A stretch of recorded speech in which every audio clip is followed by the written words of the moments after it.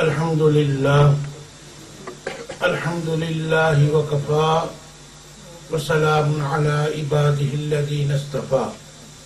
خصوصا على أفضل الأنبياء أما بعد فأعوذ بالله من الشيطان الرجيم بسم الله الرحمن الرحيم قل هل يستوي الذين يعلمون والذين لا يعلمون صدق الله العلي العظيم. دوسری سرکار کی بارگاہ میں اللہم صلی اللہ علیہ وسلم.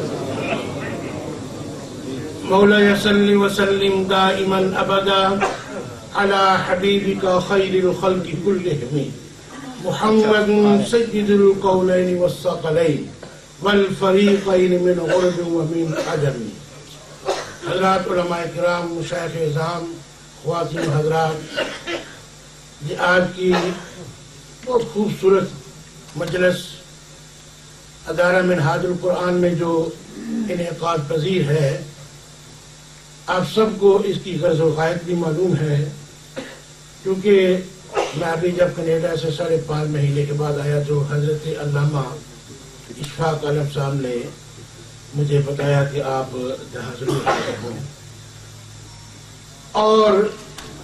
اس میں ایک اللہ کے گھر میں بیٹھنا عبادت ہے، اور ایک اس مفکر اسلام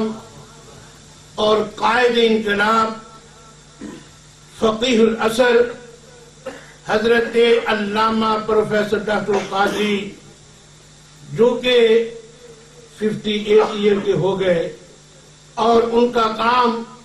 یہ صدیوں سے بھی زیادہ نظر آ رہا ہے. اور حقیقت بات ہے کہ اس وقت اگر دیکھا جائے پوری دنیا میں خصوصیت کے ساتھ یورپ میں، امریکہ میں، کینیڈا میں، جہاں بھی گئے، اگر اس وقت اسلام کے نام سے، انقلاب کے نام سے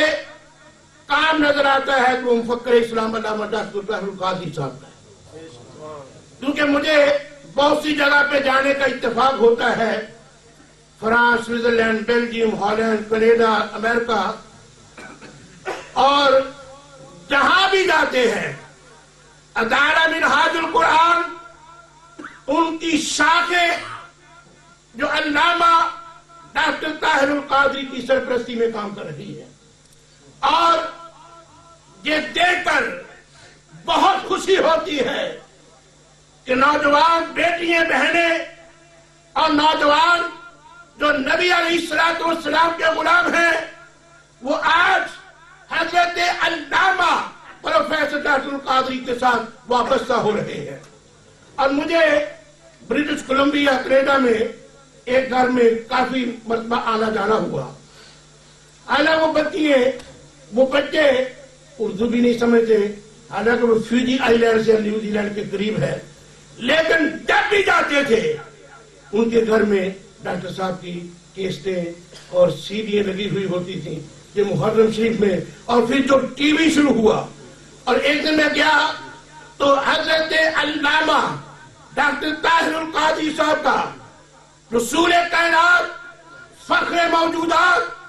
آپ کے نواسہ، جگر گوشہ بطول، شہزادہ رسول حضرت سیدنا